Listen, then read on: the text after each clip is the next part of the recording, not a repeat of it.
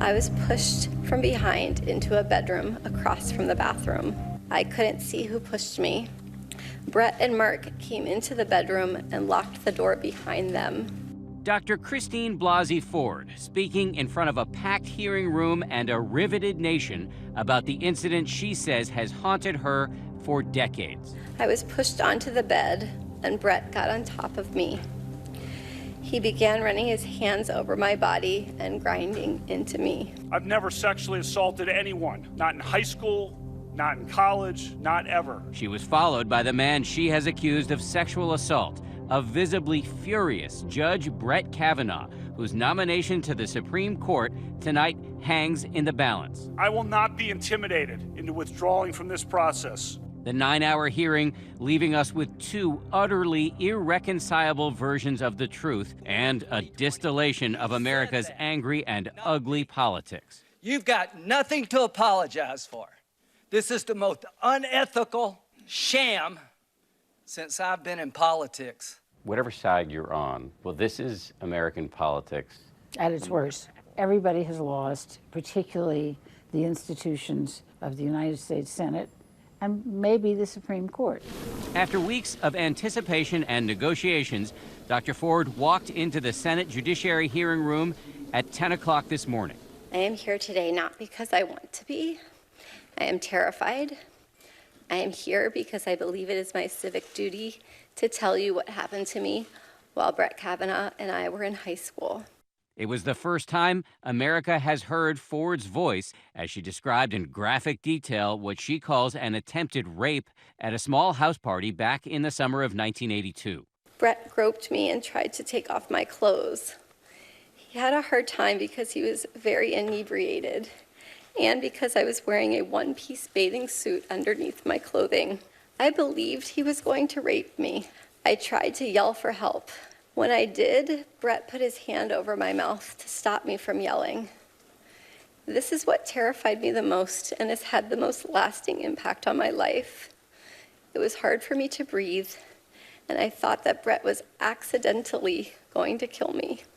I don't have all the answers, and I don't remember as much as I would like to. What is the strongest memory you have? The laughter, the uproarious laughter between the two, and they're having fun at my expense. I found Dr. Ford extremely credible, not only because of her demeanor, but because of the detailed fact pattern that she put out. I'm asking you to address this new defense of mistaken identity directly. Dr. Ford, with what degree of certainty do you believe Brett Kavanaugh assaulted you? 100%. How are you so sure that it was he?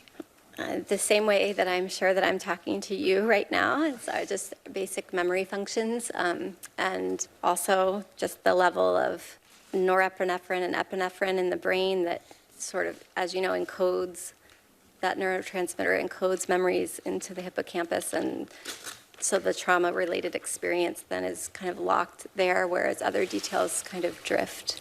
Democrats also calling for Kavanaugh's alleged accomplice, his high school friend Mark Judge, to be subpoenaed. Not one of the 11 male Republican senators on the committee asked a direct question of Dr. Ford. Instead, they sat behind Rachel Mitchell, a prosecutor from Arizona specializing in sex crimes. Good morning, Dr. Ford. Hi. She immediately struck a gentle tone with Ford. The first thing that struck me from your statement this morning was that you were terrified, and I just wanted to let you know I'm very sorry. That's not right. While the Republicans sat in silence, the Democrats heaped praise on Ford. You are opening up to open-air hurt and pain that goes on across this country.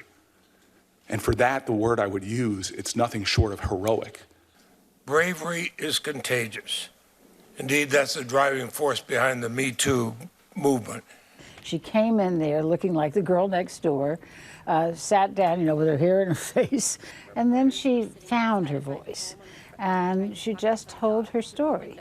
By the time Brett Kavanaugh walked down the hall to testify, holding his wife's hand, many were predicting his nomination to the high court was all but dead. By the end of her testimony, it seemed like Kavanaugh was in really serious trouble. Totally. The messages we were getting from the Hill and from people at the White House was that the Republicans leaving their questioning to this prosecutor had made a mistake, that she had done a great job, and that Kavanaugh could be in really deep trouble. This confirmation process has become a national disgrace. You have replaced advice and consent with search and destroy.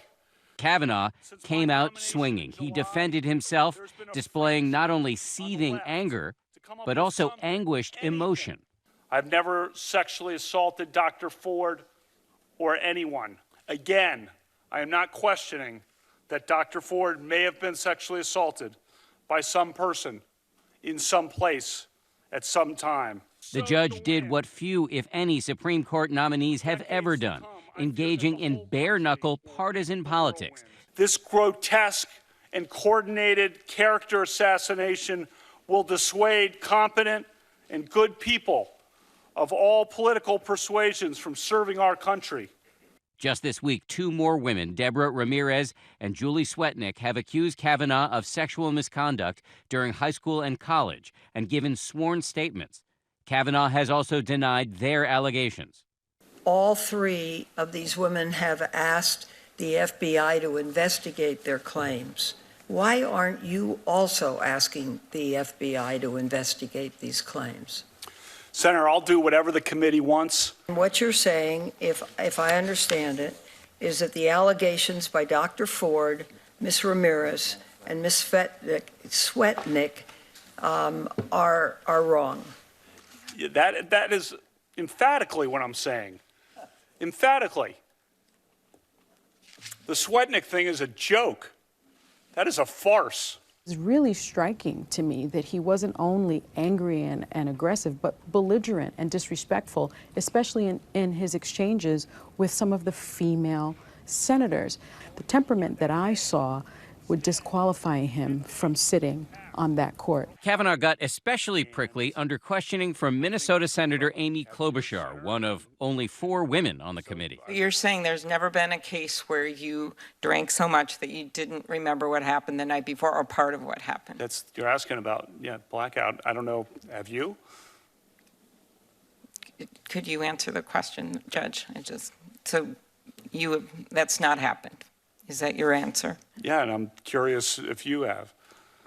I have no drinking problem, Judge. Yeah, nor do I. Okay, thank you. We're taking a break now. After a quick recess, Kavanaugh returned and immediately apologized. Just going to say, I started my last colloquy by saying to Senator Klobuchar how much I respect her and respected what she did at the last hearing, and she asked me a question at the end that I responded by asking her a question, and sorry I did that. This is tough process. I'm sorry about that. I appreciate that. Republicans had opted to let prosecutor Rachel Mitchell do the questioning. Have you ever engaged in sexual behavior with Dr. Ford, even if it was consensual? No. But that all changed after this back and forth between Kavanaugh and Illinois Democrat Dick Durbin. Why would you resist that kind of investigation? Senator, I wanted the hearing last week. I'm asking about the FBI investigation. The committee figures out how to ask the questions. I'll do whatever. I've been on the phone multiple times with committee counsel. I'll talk to... Judge Kavanaugh, will you support an FBI investigation right now? I will do whatever the committee wants to... Personally, do you think that's the best thing for us to do?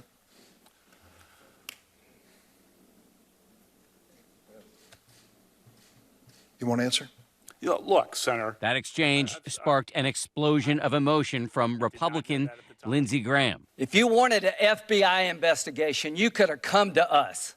What you want to do is destroy this guy's life, hold this seat open, and hope you win in 2020. This is the most unethical sham since I've been in politics. You have interacted with professional women all your life, not one accusation. You're supposed to be Bill Cosby when you're a junior and senior in high school. And all of a sudden you got over it. Judge, I can't think of a more embarrassing scandal for the United States Senate since the McCarthy hearings. Judge Kavanaugh, thank you very much. Hearing adjourned. As the hearing drew to a close, it became very clear that the White House was pleased. President Trump tweeting Judge Kavanaugh showed America exactly why I nominated him. His testimony was powerful, honest, and riveting. Democrats' search and destroy strategy is disgraceful, and this process has been a total sham and effort to delay, obstruct, and resist. The Senate must vote. Not only is this White House going to press forward for this confirmation to move forward, they're going to press for this vote to happen almost immediately. A committee vote is scheduled for tomorrow morning, and a vote from the full Senate may happen as soon as next week. We'll recognize that there is doubt. We'll never move beyond that. And just have a little humility on that front. So, thank you. Republican Senator Jeff Flake is one of the key undecideds, a group that also includes fellow Republicans Susan Collins and Lisa Murkowski, along with Democrat Joe Manchin. The real bottom line is, who do you believe here? Do you believe Judge Kavanaugh, or do you believe Christine Ford? And that's the decision the Senate has to make. And only a few people are even open to making that decision. All the rest of them are set in stone.